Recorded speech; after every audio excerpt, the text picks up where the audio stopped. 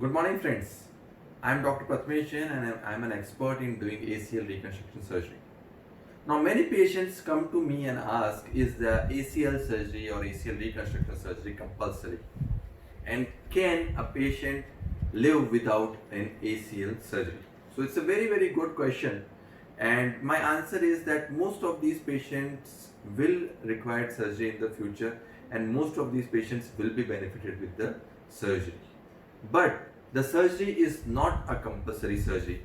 Some patients can do very well without a surgery as well. So, how to identify those patients who can do well without a surgery? So, this phenomenon is called as an ACL Cooper phenomenon.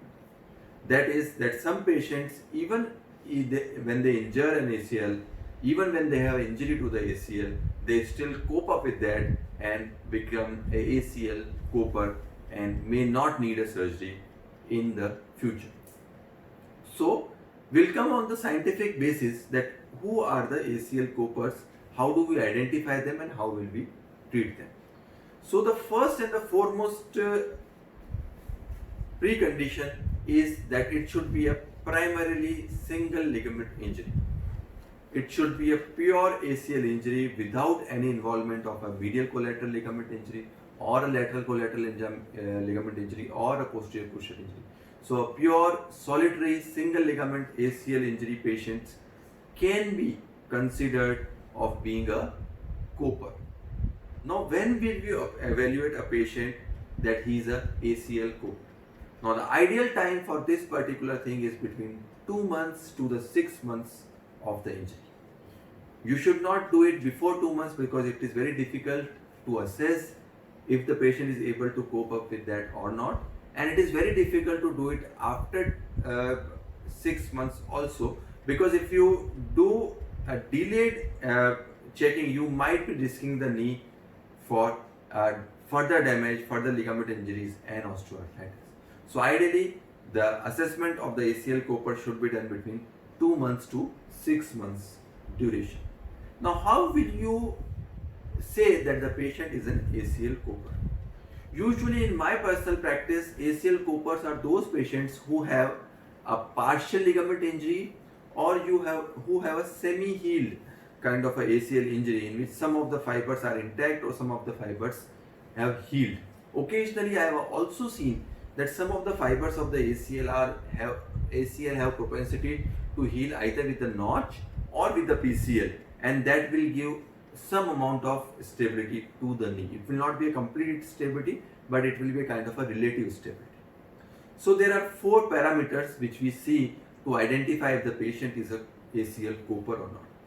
Number 1 and the foremost finding is there should not be any episode of knee giving away.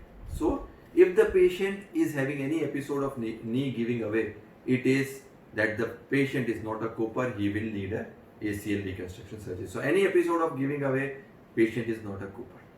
If the patient does not have any episode of giving away, he might be considered for a ACL Cooper and treatment in a non-surgical way. Now what are the other tests that we do? The other very good test is a 6-meter single leg hop test.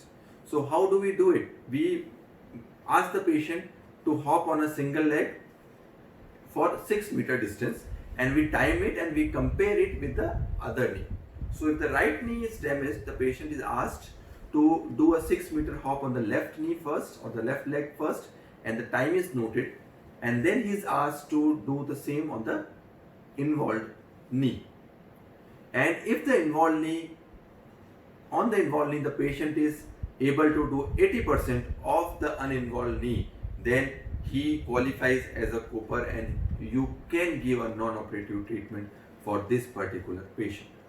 Also, you can do a knee outcome society, that is a Coos ADL scale, and this finding or this parameter should also be more than 80%. Now finally, there is a global rating of knee function score on which the 0 is a inability to perform any activity and 100 is the ability to perform all the activity like sports and everything. So if the patient has minimum more than 60% of function on the global rating of the knee function, global rating of the knee function score, then also he qualifies to become a ACL Cooper.